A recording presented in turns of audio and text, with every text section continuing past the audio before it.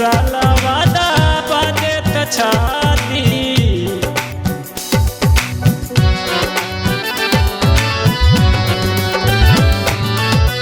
देवरा निहलावानी लाला उतपाती